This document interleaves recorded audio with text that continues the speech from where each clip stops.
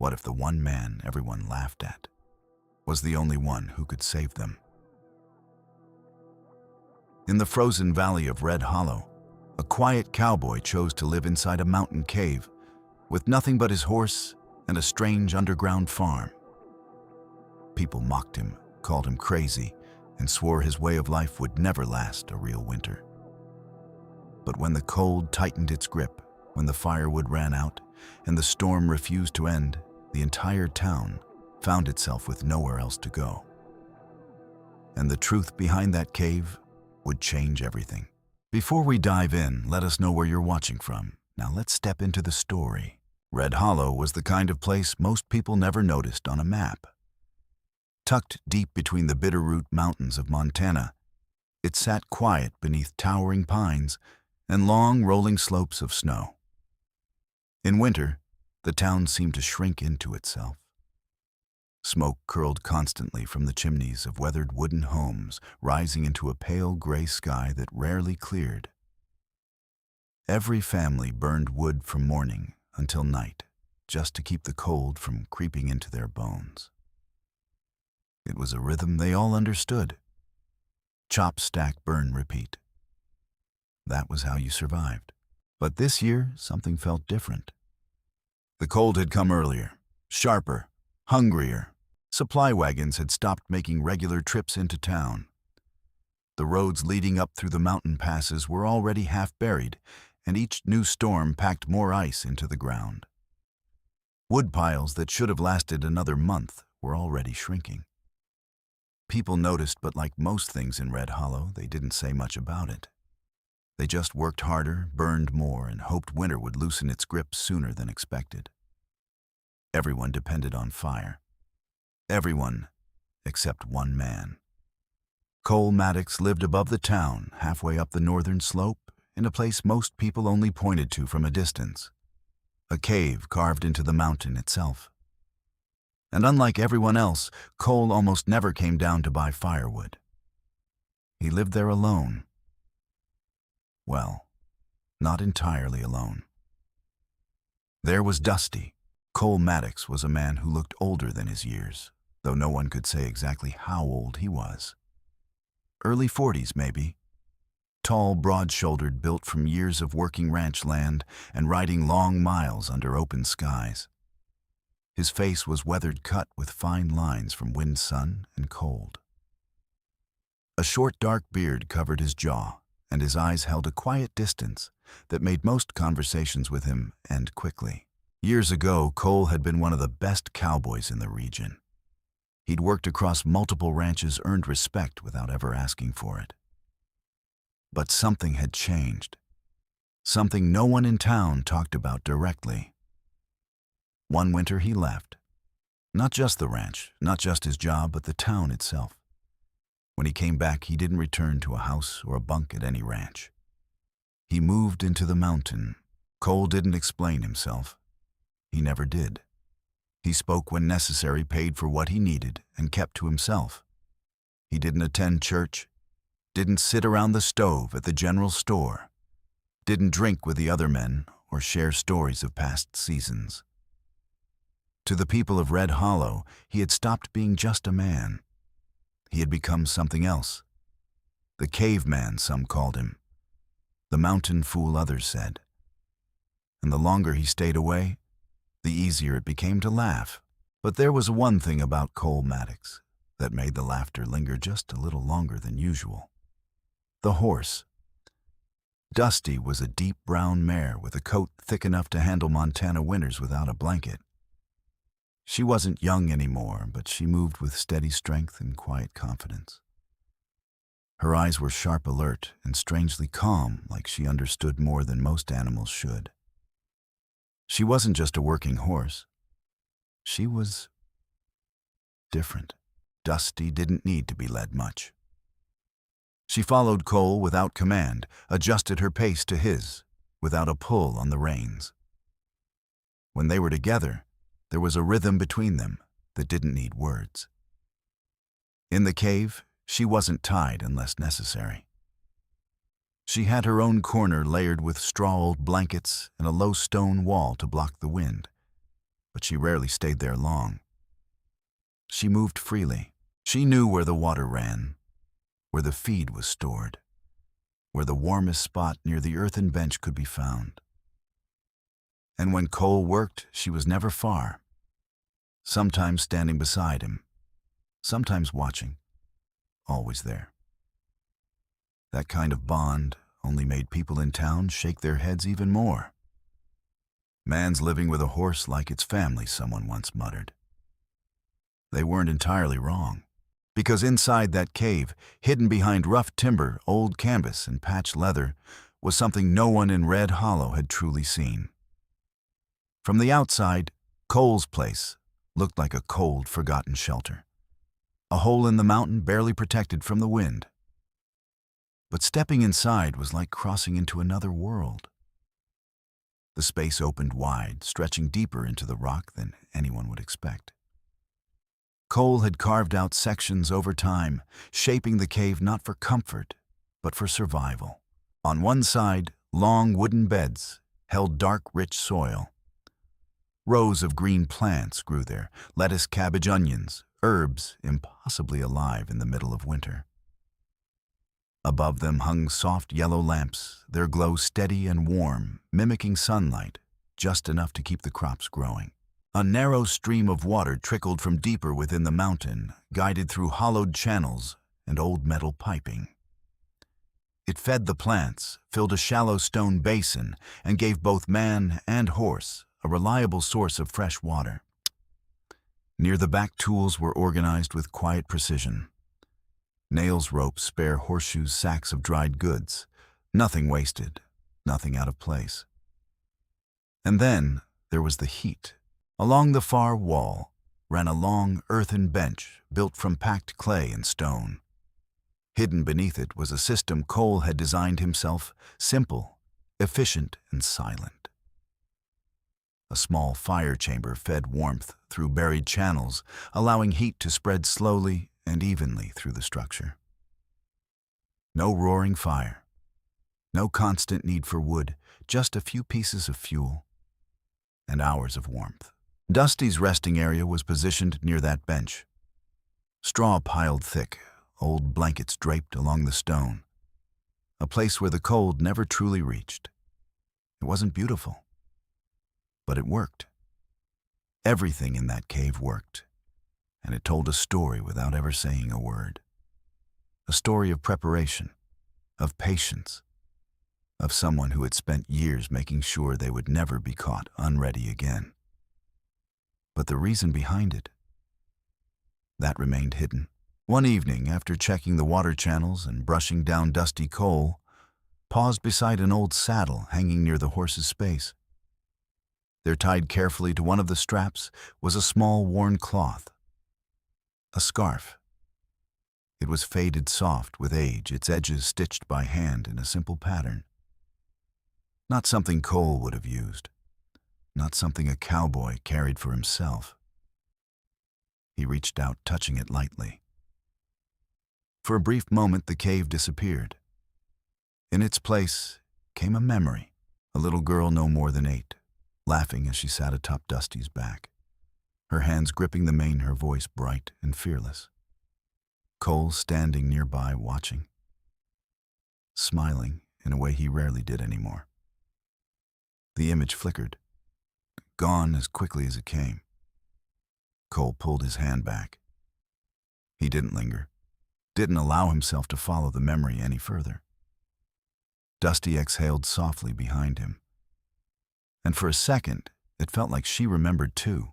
A few days later, before the worst of the weather arrived, Cole made his usual trip down into town. The ride was quiet, snow-thin beneath Dusty's hooves, the forest on either side standing still as if holding its breath. When they reached Red Hollow, the reactions were immediate. Heads turned, conversations paused. No one said anything at first, they never did. But the looks were enough. Curiosity, amusement, judgment. Cole tied Dusty outside the general store and stepped inside. The warmth hit him first, then the smell of wood smoke and coffee. And then the voices. Hank Dalton sat closest to the stove boots, stretched out, hat tilted back. A large man, confident, loud, the kind who filled a room without trying. Beside him, Roy Keegan leaned against a shelf, arms crossed, eyes sharp with quiet skepticism. Billy Shaw stood nearby, younger, eager, always ready to laugh at the right moment. Hank noticed Cole first. "Well, if it ain't the king of the mountain cave," he called out, grinning. A few people chuckled. Roy smirked. "Heard you got crops growing under rock now." "That true?" Billy laughed. "Does the horse sleep inside too, or you give her your bed?" More laughter. Cole didn't respond. He moved to the counter, picked up what he needed. Nails oil, a few seed packets, and placed the money down without a word. Hank wasn't done. "One day you'll be raising cattle down there too," he said. "Whole ranch underground." Roy shook his head. "Won't matter. Winter like this, nothing grows." The laughter lingered. Cole simply gathered his things, because he knew something they didn't. Some truths couldn't be explained. They had to be lived. Grace Holloway stood behind the counter watching quietly. She didn't laugh.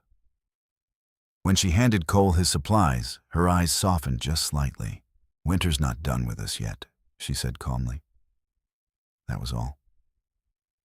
But it was enough to quiet the room for a moment. Cole nodded once. Then he left. Outside, the wind had picked up. Dusty shifted, already facing the direction of the mountain. Cole checked the straps mounted up and rode out without looking back.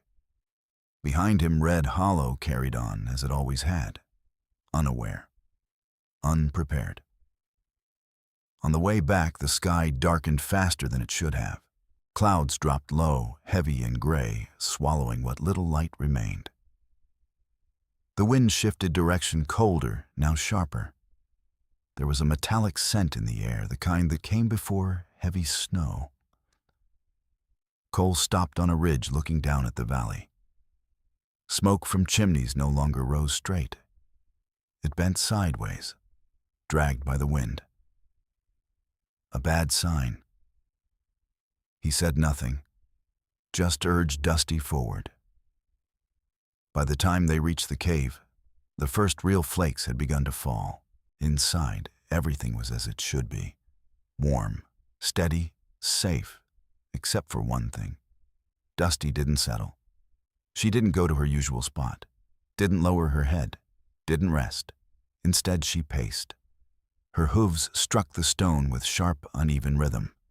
Her ears flicked constantly toward the entrance, her body tense. Cole removed the saddle, watched her carefully. "Easy," he muttered. But she wasn't listening. Dusty moved toward the old saddle hanging nearby and nudged the scarf. Cole froze. A feeling stirred in his chest. Something he hadn't felt in a long time. Something he didn't want to name. Outside, the wind howled louder. Snow struck the entrance harder. Dusty turned her head toward the door again, waiting, warning. And for the first time since he built that cave, Cole Maddox felt something he couldn't control. Not fear of the storm, but the sense that this time, the storm wasn't coming alone. What do you think was really coming with that storm that made both him and Dusty so uneasy? Drop your thoughts in the comments, we'd love to hear them. And don't forget to subscribe before we dive into the most intense part of the story. The cold didn't arrive gently in Red Hollow. It struck. By late afternoon, the temperature dropped so fast that people noticed it in their bones before they saw it in the sky. The wind came first, sharp, sudden, cutting straight through the narrow streets and rattling loose boards against old wooden walls. Snow followed, not in soft drifting flakes, but in fast, slashing lines that skidded across the ground like sand. Behind the Carter house, Noah Carter stood near the edge of the yard, small boots sinking lightly into the snow. His parents were working nearby, moving quickly between the barn and the woodpile. "Get that door latched," Daniel Carter called, dragging a beam across the barn entrance. I've got it. Lena answered, her breath already visible in thick white bursts. They were preparing the way everyone in Red Hollow prepared, fast, efficient, without panic. Winter was something you respected. But this felt different. Noah heard it before he saw anything. A thin, desperate bleat. He turned his head toward the north fence, where the land dipped slightly into the trees. Another cry followed, weak, trembling. A calf. Noah frowned, glancing back at his parents. They were busy moving too fast to notice. He hesitated for only a second. Then he ran. "Stay close," Lena shouted, but her voice was swallowed almost instantly by the rising wind. Noah pushed through the gate boots, crunching over snow that was already beginning to deepen. He spotted movement ahead, a small shape near the fence line, half hidden by drifting white. "I'm coming," he called. The wind surged harder. Behind him, the faint tracks of his boots began to blur. By the time Daniel turned around, wiping snow from his eyes, the yard looked empty. "Noah," he called, scanning the space. Nothing. He stepped forward faster now. Lena dropped what she was carrying and ran toward him. "Where is he?" I thought he was right. Daniel stopped turning in a circle. The fence gate stood open. The snow beyond it churned with fresh wind. Lena's voice broke. "Noah." They ran out into the yard, searching behind the shed, inside the barn, around the woodpile. Nothing. Daniel's chest tightened as he moved toward the open gate. He crouched, squinting through the falling snow. There, small footprints, leading away. But they didn't go far. They vanished into the white. Daniel stood slowly, his jaw tightening. He went north. Lena shook her head, panic rising in her voice. No, he wouldn't go that far. He thought something was out there. Daniel said quietly. The wind howled louder, and then the snow came harder. The storm had arrived. Within minutes, Daniel was already on horseback, riding down toward the center of town. Lena remained behind, her voice raw as she called Noah's name into the wind over and over again. The church bell rang soon after. Once. Then again. A warning. A call. Men stepped out of buildings, pulling coats tighter, grabbing lanterns and rope. Conversations died instantly.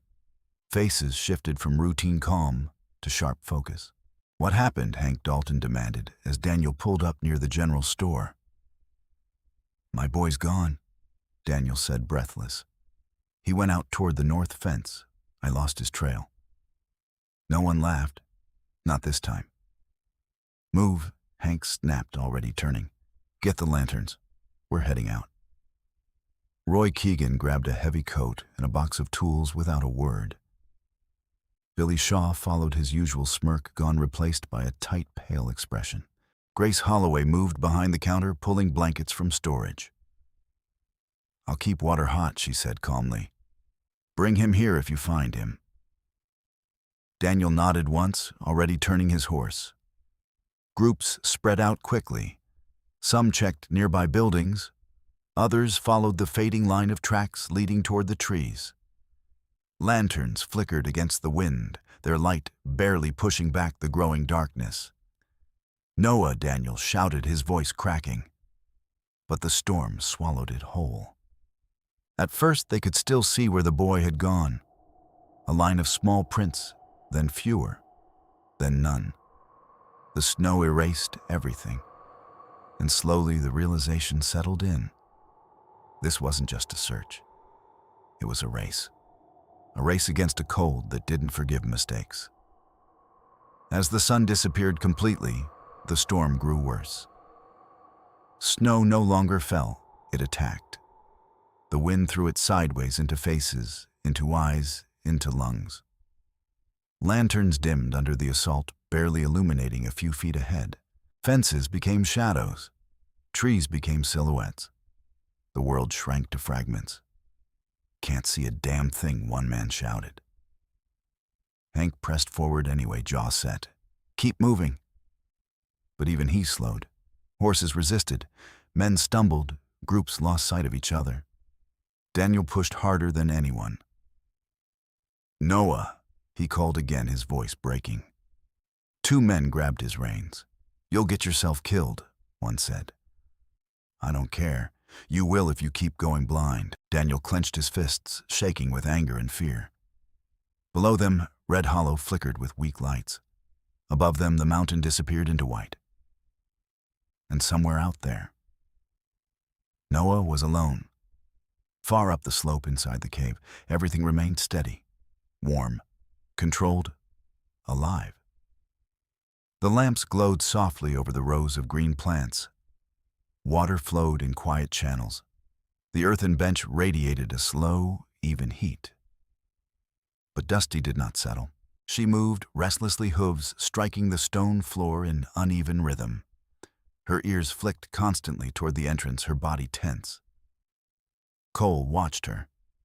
"Easy," he muttered, brushing her neck. She didn't calm.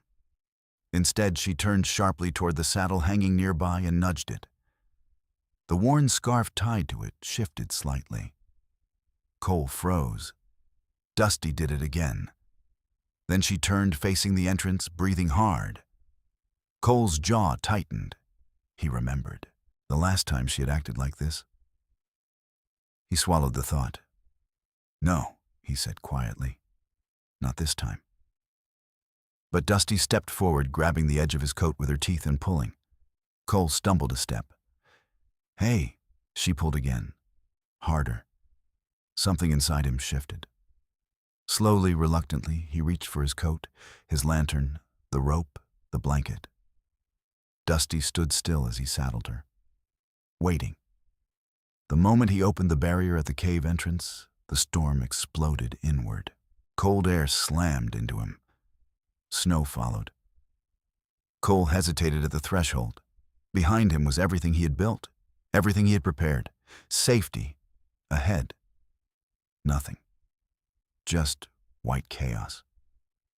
He almost closed the door. He almost turned back. Then Dusty looked at him, and he heard her voice again. Not the horse. The girl. Dusty always knows the way home.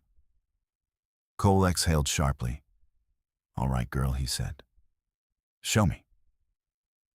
They stepped into the storm. The wind hit like a wall. Snow clung instantly to his coat, his beard, his lashes. Each step was a struggle, boots sinking deep into fresh drifts. Dusty moved forward, steady, deliberate. Cole stayed close, one hand gripping the reins, the other shielding the lantern. Its light flickered wildly, barely holding against the wind.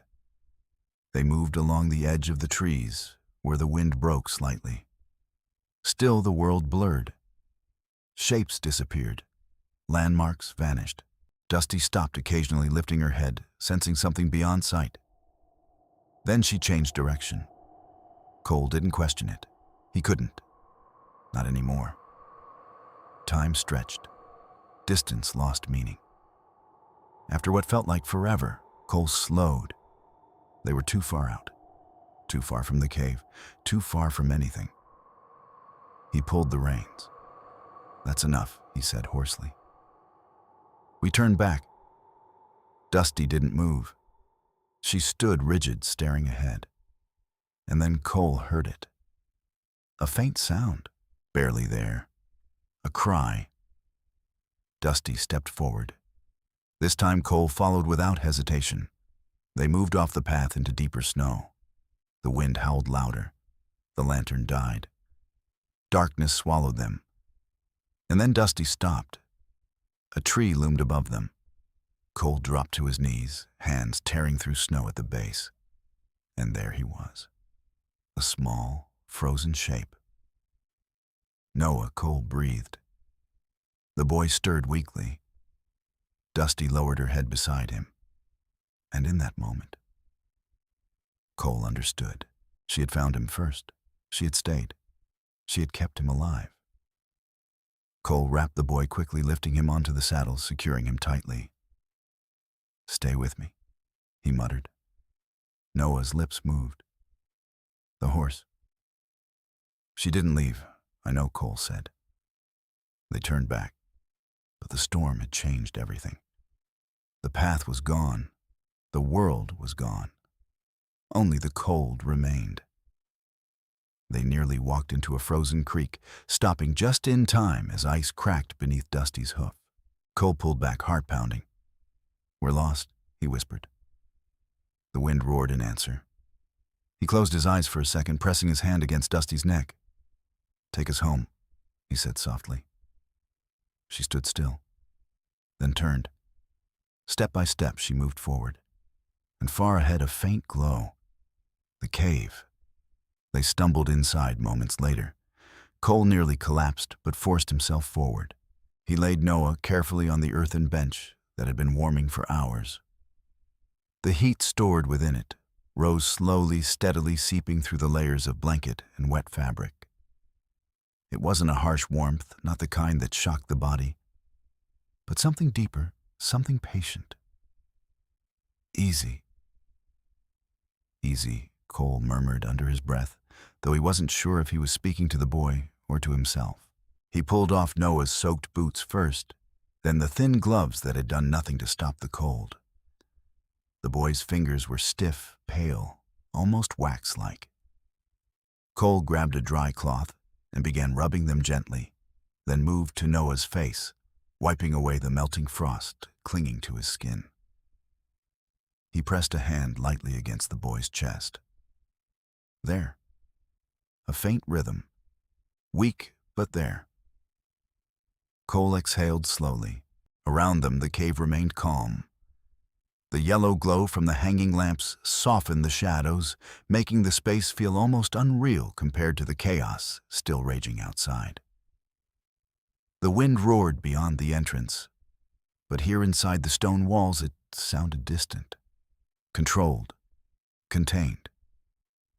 Cole added a small piece of wood into the fire chamber beneath the bench.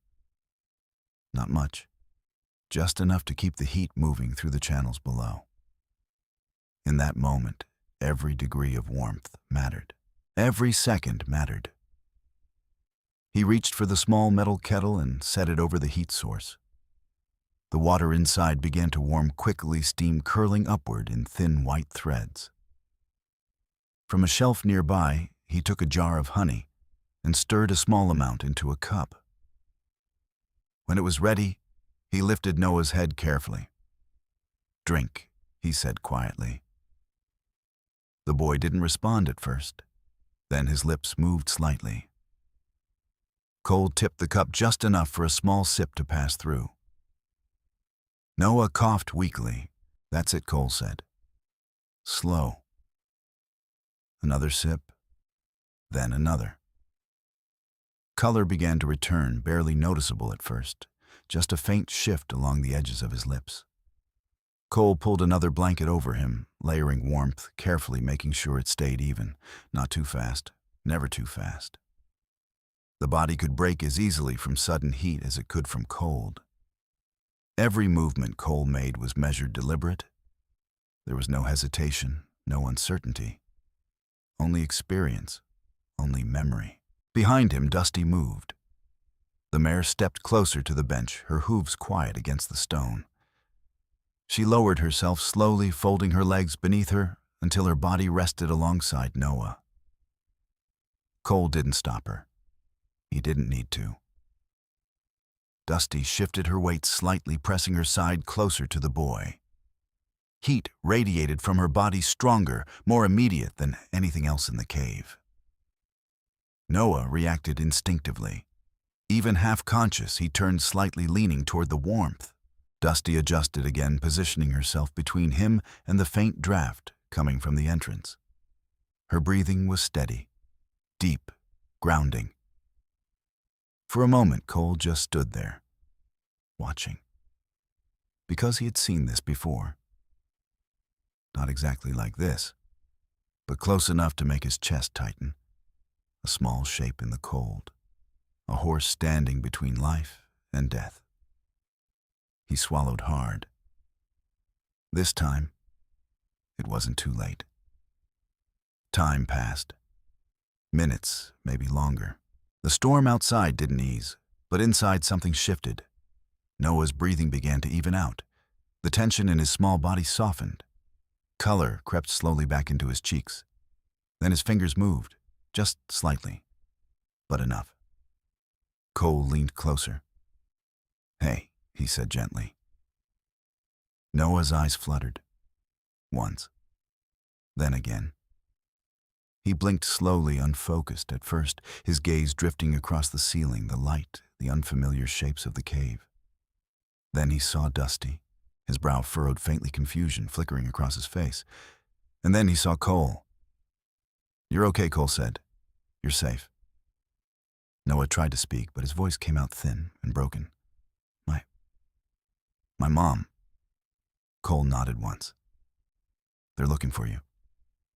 The boy swallowed weakly. I couldn't find the way." "I know," Cole said quietly. Noah's eyes drifted again, heavy with exhaustion. "The horse?" "She stayed." Cole glanced at Dusty. "I know," he repeated. Noah's eyes closed again, but this time it wasn't the kind of stillness that came with fading. It was rest. Real rest. Life had come back. Down in Red Hollow, hope was slipping away. The storm had pushed harder through the night, scattering the search parties, forcing men back into shelter before they lost themselves entirely. By morning, exhaustion hung over the town, like a second layer of frost. Daniel Carter stood near the edge of the road, his face pale, eyes hollow from a night without sleep. "I'm going back out," he said, tightening the strap on his gloves. "You'll freeze before you find anything."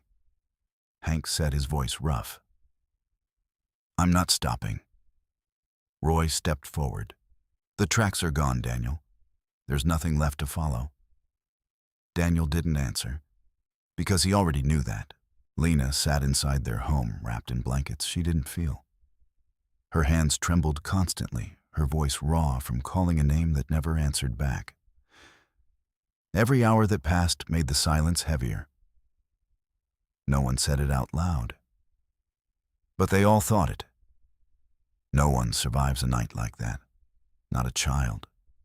Not in that storm. And still, they looked. Because stopping would mean accepting the truth. And no one was ready for that. The cold deepened. Woodpiles shrank. Chimneys burned thinner. People began to count what they had left, not in days, but in nights. The storm showed no mercy. By mid-morning, a small group tried again. Carefully this time. Slowly. Not chasing hope, but searching for anything. Anything at all. It was Roy who noticed it first. Wait. He crouched, brushing snow aside. There, beneath the fresh layer, something pressed deeper into the ground. A hoofprint. Not old.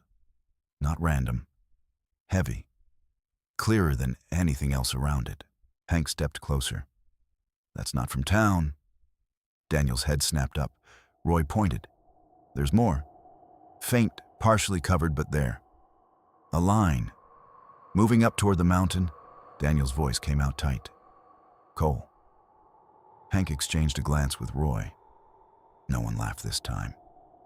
"Move," Hank said. They followed the marks, slowly, carefully climbing the slope, as the wind eased just enough to let the shapes remain visible. It wasn't easy. The snow was deep. The air still bit hard, but for the first time since the night before, they had direction. They had something to follow.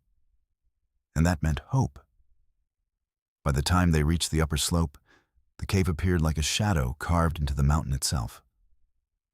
At first it looked like nothing. Just rock. Just snow. Then they saw it. A faint stream of warm air curling outward. Hank stepped forward, knocking hard against the barrier. No answer. Daniel pushed past him. "Noah," he shouted. His voice cracked. Silence. Then movement inside. The barrier shifted. and the door opened. Warm light spilled out into the storm, and there stood Cole Maddox. For a second, no one spoke. Then Daniel rushed forward. Inside the cave, Lena saw him first. Her breath caught, then broke. Noah. She ran past Cole, dropping to her knees beside the bench. Her hands trembled as she pulled the blanket back just enough to see his face. Baby, oh God. Noah stirred. His eyes opened slowly. Mom, that was all it took. She pulled him into her arms, tears spilling freely now, her body shaking with relief and disbelief all at once. Daniel stepped in behind her, one hand resting on Noah's shoulder, the other covering his face for a brief moment. No words. None were needed. Cole stepped back, giving them space. Dusty remained where she was close to the boy watching. The cave felt warmer now, not because of the heat, but because something that had nearly been lost had been returned. Slowly the others stepped inside, and then they saw it. The rows of green plants, the flowing water, the steady warmth of the earthen bench.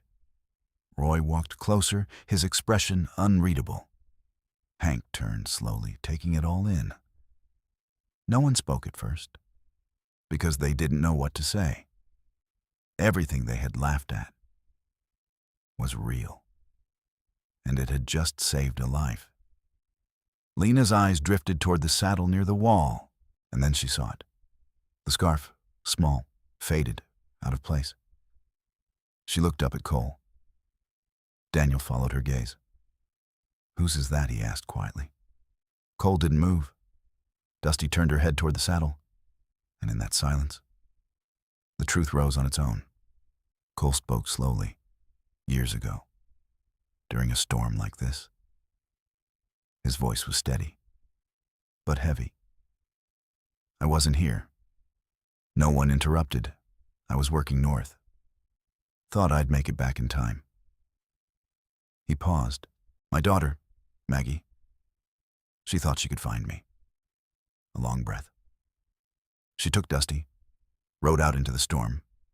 Silence filled the cave. When I got back, Dusty was here. His eyes flicked briefly toward the horse. Alone. No one moved. No one breathed too loudly. I searched all night. His voice dropped slightly, called her name until I couldn't anymore. Another pause. But I didn't find her in time. Cole looked at Noah, then at Daniel. She tried to find me, just like your boy did. That was it. No explanation, no apology, no defense. It didn't need one. The story was clear. Dusty shifted slightly, her breathing calm. She was Maggie's horse, Cole added quietly. Never left after that. No one spoke, because they understood now. Everything. The cave, the preparation, the silence. It wasn't madness. It was memory and survival. Hank lowered his gaze. Roy looked away. Billy stood still, his earlier laughter long gone. The man they had mocked was the man who had prepared for the thing they had never truly respected. And now they stood inside the proof, alive because of it. The storm did not end the next day, or the day after that. It stayed, pressing down on Red Hollow like a weight that refused to lift, draining warmth from every house, every barn, every piece of wood that burned too quickly to last. By the third day, the town began to change. Wood piles that once seemed enough were now nearly gone. Chimneys still smoked, but thinner, weaker. Inside homes, families layered blankets over blankets, trying to hold on to heat that slipped through cracks in walls and under doors. Children grew quiet. Elders spoke less. And for the first time, people began to understand something they had never truly feared before. The cold could take everything. Hank Dalton stood in the center of the street, staring at the small pile of wood left beside his house. This won't last another night. Roy said, his voice low. Hank didn't argue. He didn't laugh. He didn't say anything at all. Daniel Carter stepped forward, his face still drawn from what had almost happened. "We know a place that can hold." Roy glanced at him. "You mean the cave?" Daniel nodded. Silence followed. It wasn't the kind of silence that came from doubt. It was the kind that came from pride breaking. Finally, Hank exhaled. "Then we go." No one joked. No one smirked. They gathered what little they could carry: blankets, small sacks of food tools, anything that might be useful. Families moved together, now not apart. Children were wrapped tightly, held close. And when they reached the base of the mountain, the wind hit them hard again. Still they climbed. Slowly, carefully, each step heavier than the last. When they reached the cave entrance, no one knocked right away. They stood there, huddled, looking at the rough barrier that separated them from warmth, from safety, from the man they had once mocked. Hank shifted his weight. "You do it," he muttered to Daniel. Daniel didn't move, because for the first time, none of them knew how to begin. Inside the cave, Cole had already seen them. Through the narrow gap in the barrier, he watched the figures gathered outside. Snow clung to their coats, their shoulders hunched, their movements slower than before. They looked smaller, not physically, but in a way that came from being worn down. Cole didn't move toward the door, not yet. He stood still, watching, recognizing each face: Hank, Roy, Billy, others behind them, people who had laughed, people who had never asked why. Now they stood in the cold, waiting. Cole's jaw tightened slightly. If he opened that door, everything would change. The cave would no longer be his alone. The quiet would be gone. The separation he had built carefully, deliberately, would disappear. If he didn't open it, he knew exactly what would happen. He had seen it before: a child in the snow, a mistake that could never be undone. Behind him, Dusty shifted. She stood near the saddle, her gaze fixed on the door. The old scarf tied to the leather moved gently with a faint draft. Cole looked at it. Really looked.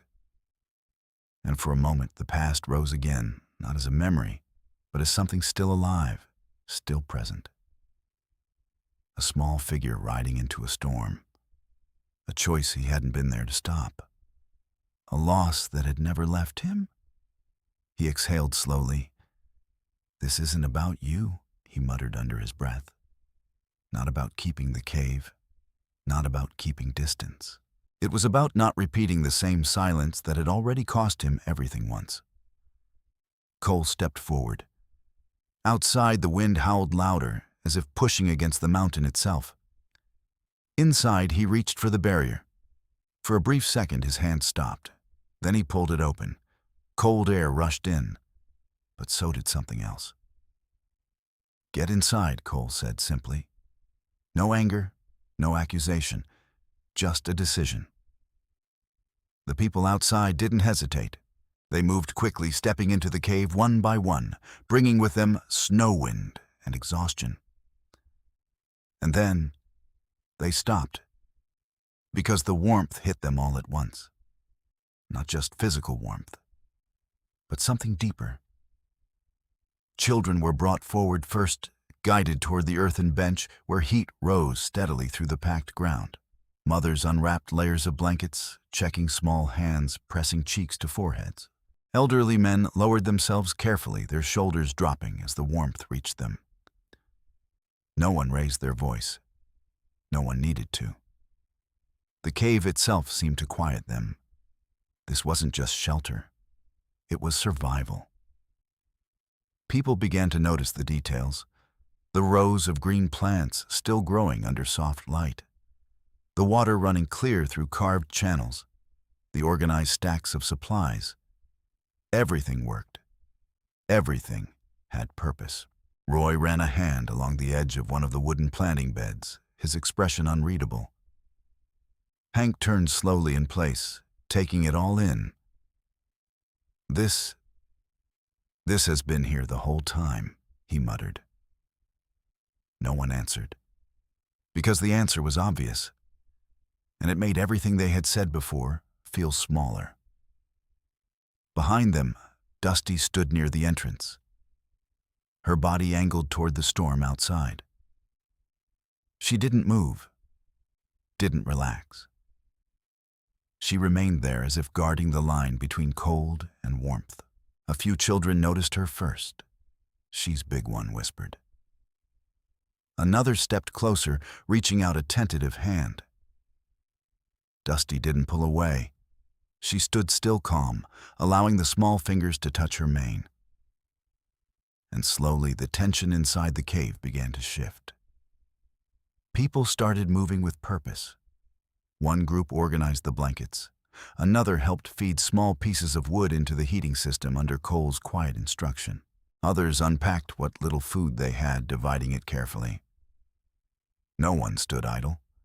The fear that had filled them outside was replaced by something else. Responsibility. Cooperation. Hank approached Cole after a while.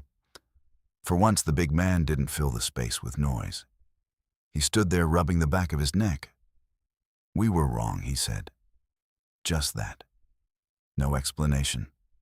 No attempt to soften it. Cole looked at him for a moment, then nodded once. Not because he needed to hear it, but because he understood what it meant for Hank to say it. Roy didn't come over. He stayed near the plants, quiet, his earlier skepticism gone. Billy, on the other hand, moved constantly, carrying water, adjusting blankets, helping where he could. He didn't laugh anymore, didn't look to anyone else for approval. He simply worked. Time passed. Hours, then days. The storm didn't break immediately. It lingered. But inside the cave, life continued. Children began to move more freely, their energy returning with warmth and food. Laughter, soft at first, echoed gently through the space. They gathered near Dusty often. She remained patient, steady, allowing their presence without reaction. And for the first time in a long while, the cave felt different. Not quieter, but fuller. Cole stayed near the edges of it all, watching, observing. He saw the way people adjusted, the way they helped one another without being told. He saw children smile. He saw adults lower their guards.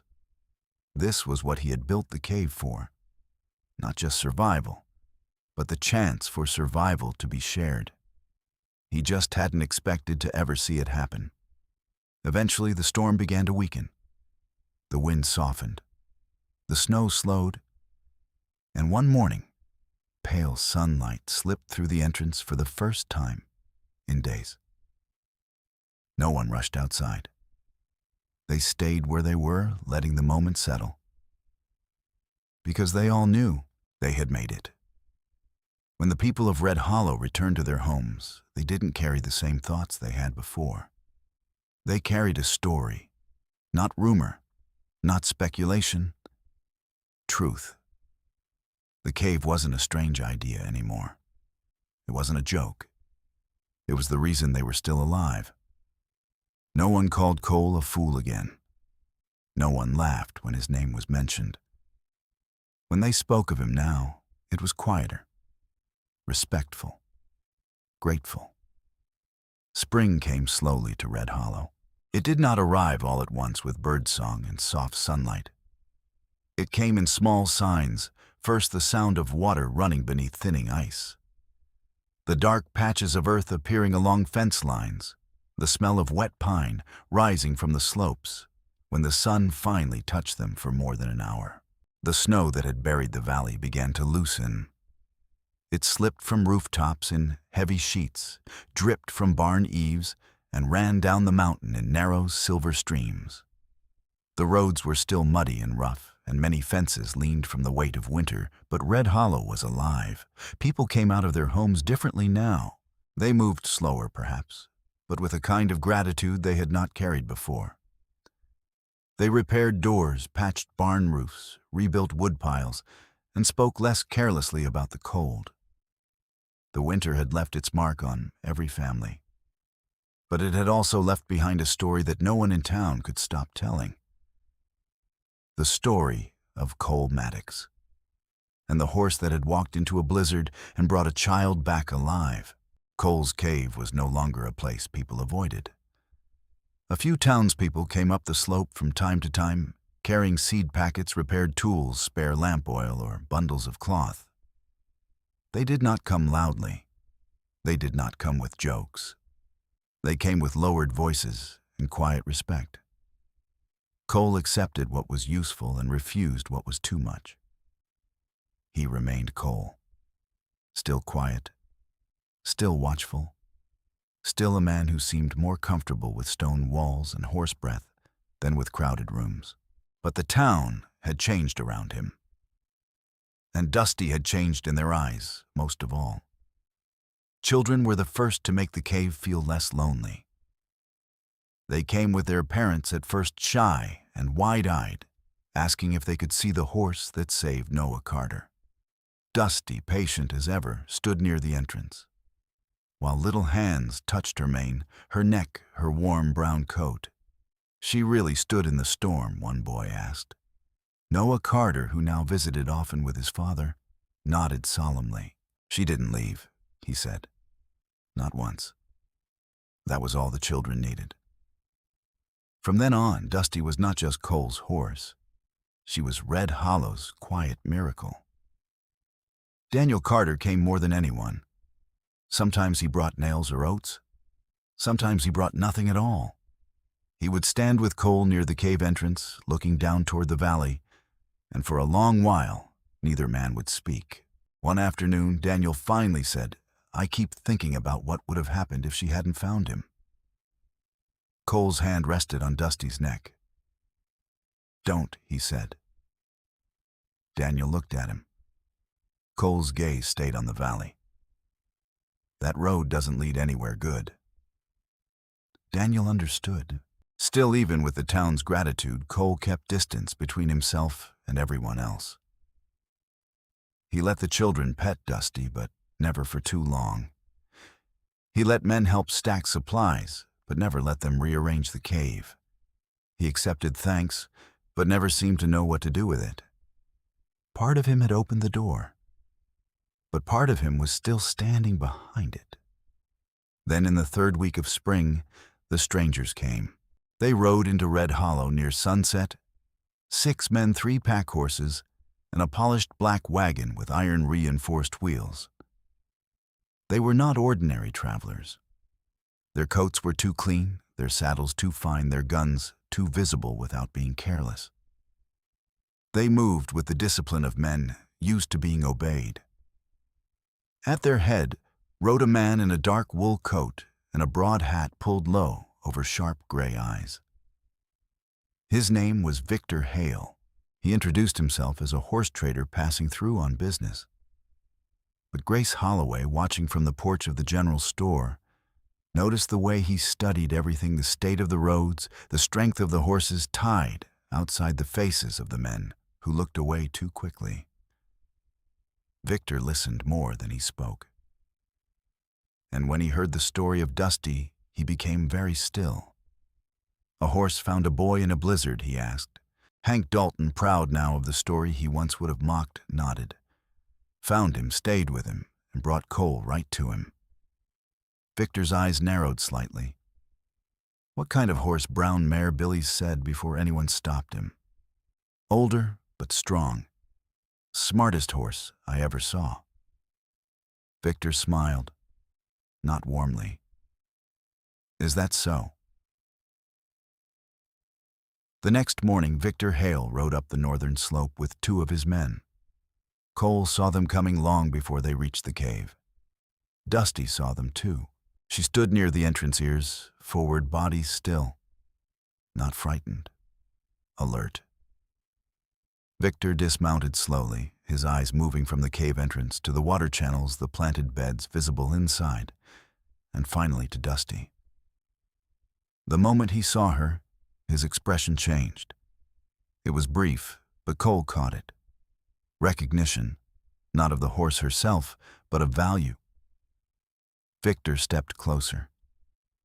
Dusty shifted back half a pace, placing herself nearer to Cole. "Fine animal," Victor said. Cole said nothing. Victor circled slightly, careful not to come too close. "Strong chest, good bone. Winter coat still holding well? Eyes clear. Balance excellent." "She's not for sale," Cole said. Victor smiled. "I haven't made an offer?" "You came up here to make one." A faint amusement touched Victor's mouth. "Then I'll save us both time. $500. One of the men behind him glanced up, surprised. Even Cole paused. $500 was more than most working horses would ever bring. It was more than enough to buy land, cattle, tools, enough to change a man's life.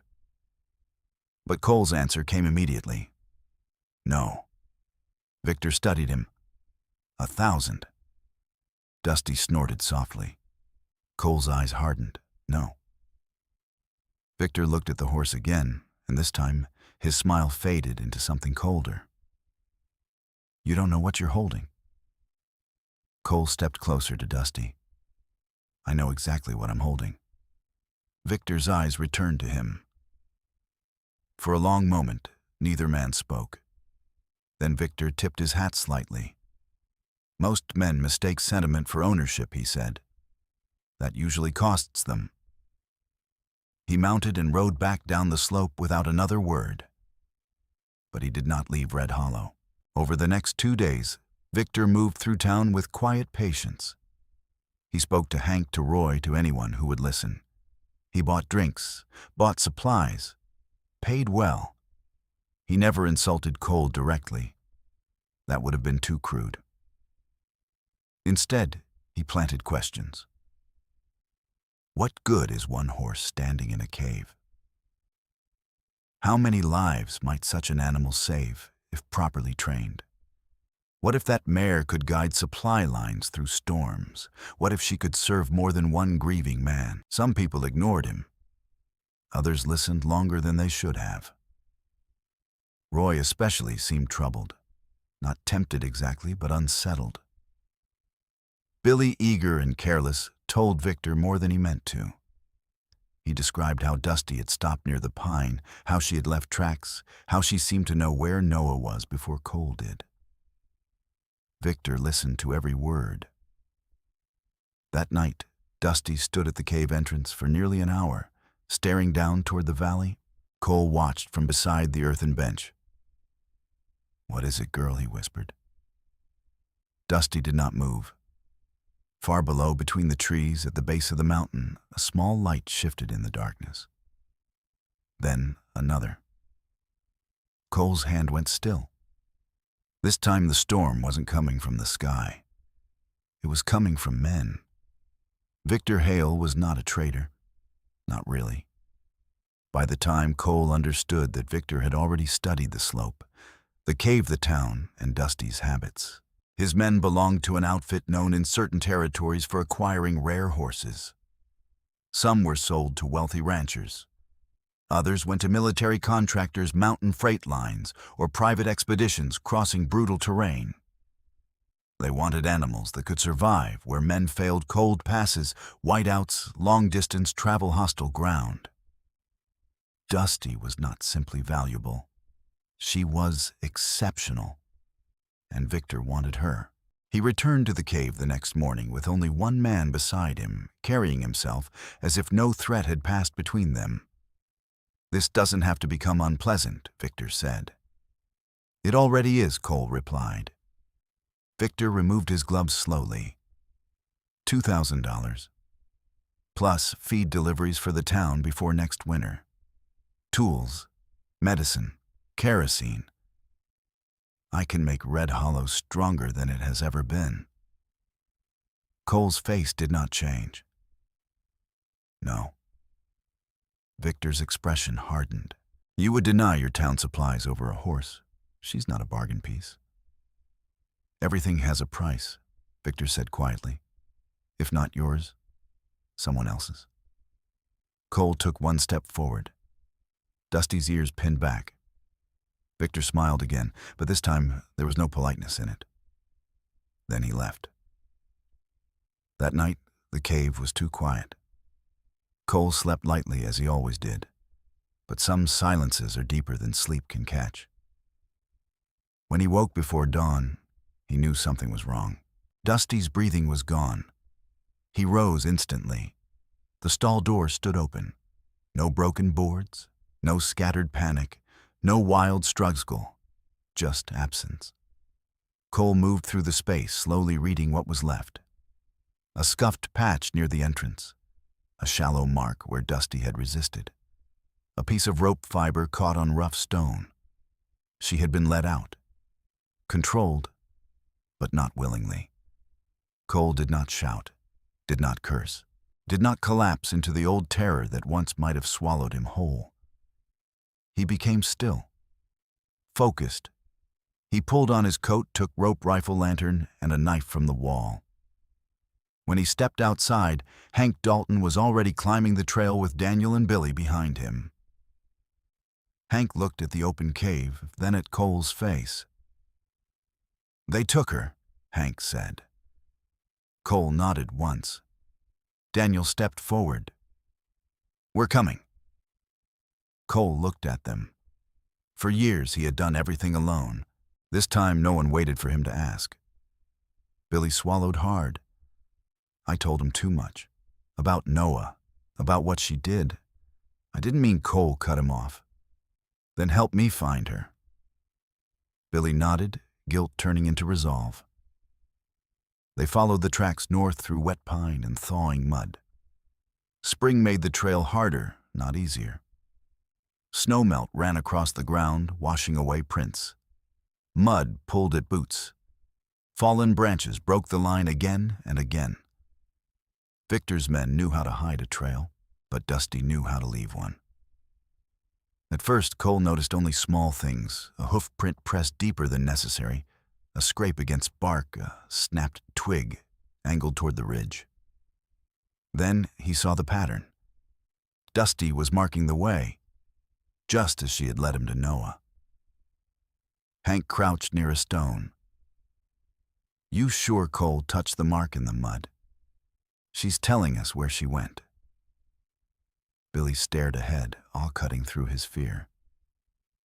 She knows we're following, Cole stood. She knows me. By late afternoon, they found Victor's camp in a narrow valley beyond the ridge. 4 horses were tied near a canvas shelter.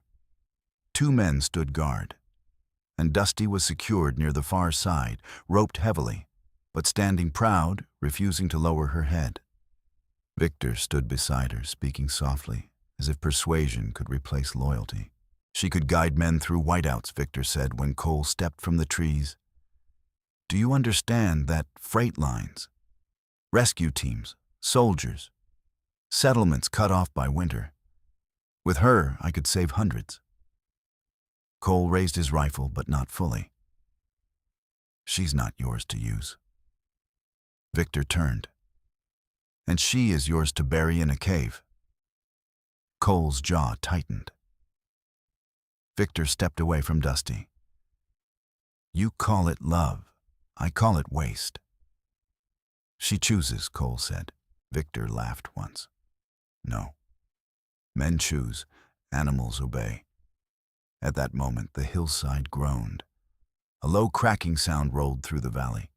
Everyone looked up. The spring thaw had loosened the ridge above them. Snow, mud, and broken rock shifted at once, sliding down in a sudden violent rush. Horses screamed. Men scattered. One of Victor's pack animals broke loose, slamming into the rope line. Dusty reared. The post holding her rope tore free from softened ground. For one impossible second, she stood in the chaos free. Then she ran, straight toward Cole. Billy shouted in relief. But Dusty did not stop. She reached Cole, looked into his face, breathing hard, then turned, not toward the cave, toward the lower ravine where the slide had gone. Cole understood before anyone else did. Dusty was not just returning. She was choosing something. She's found someone, he said. And then he ran after her. Dusty led them down into the ravine, where the thaw had torn open the earth. Mud and snow melt rushed between rocks. Trees leaned at dangerous angles. The air smelled of wet dirt and broken pine. Then they heard the cries. Victor's wagon team had not been alone. A small traveling family delayed by the same thaw had taken shelter near the lower crossing. The slide had trapped them on a narrow shelf above the flooded creek, 2 adults, a young girl, and an older woman who could barely stand. There was no clear path to them. The bank was crumbling. The creek below ran fast with ice water. Dusty moved ahead, testing the ground with careful steps. She found a narrow route across a line of exposed stones and frozen roots, then stopped, looking back. Cole followed. So did Daniel and Hank. One by one they crossed. When the young girl slipped, Dusty swung her body between the child and the drop, holding steady long enough for Cole to grab her arm. When the older woman froze halfway across, Dusty lowered her head beside her shoulder, waiting, breathing calmly, until the woman leaned against her and moved again. It was the blizzard all over again. Noah beneath the pine, Maggie in the storm, a life on the edge, and Dusty always standing between. When the last traveler reached safe ground, Cole stood in the mud, soaked and shaking, one hand still gripping Dusty's mane. For the first time, he saw the truth clearly. Dusty had never belonged only to him. Not after Maggie. Maybe not ever. She had stayed with him because he needed her. She had led him because he was lost. She had carried his grief longer than any animal should have been asked to carry it. But every time danger came, Dusty did not choose safety. She chose the one who needed saving. Cole's grip loosened. Dusty turned her head toward him. The old instinct rose in him, the need to hold on, to bring her back, to keep what was left of Maggie close forever. But then he saw the scarf in his mind, not as a chain, as a memory, as love. And love, he finally understood, was not the same as possession. He let the reins fall loose. Dusty stood still for a moment. Then she stepped away, not running, not fleeing, just moving. Up the slope past the broken trees toward the high ridge, where spring mist curled between the pines. Billy looked at Cole. "Aren't you going after her?" Cole watched the mare climb. His voice was quiet. "No." Hank stared at him. "Cole." "She knows the way home," Cole said. Dusty reached the ridge and stopped. For a long moment she looked back. Sunlight broke through the clouds behind her, turning her brown coat gold. Then she disappeared among the trees. Victor Hale left Red Hollow before sunset. He did not get Dusty, and no one in town invited him to stay. In the weeks that followed, Red Hollow changed again. Not because of fear this time, but because of understanding. The cave became more than Cole's shelter. With his permission and with the town's help, it became an official refuge for storms, stocked with blankets, seed tools, dried food, and medicine. Men who had once laughed now hauled timber up the mountain. Women organized supplies. Children planted herbs beneath the yellow lamps. No one took the place for granted. No one called it strange. And Cole, though still quiet, no longer stood apart in quite the same way. Sometimes at dusk, he would walk to the cave entrance and look toward the northern ridge. The scarf remained tied to the old saddle. One evening, Noah came to stand beside him. "Do you think she'll come back?" the boy asked. Cole looked out across the trees. Far away on a high slope, touched by the last light of day, a brown shape stood against the sky. Still. Watching, Cole's eyes softened. "She already knows where home is," he said.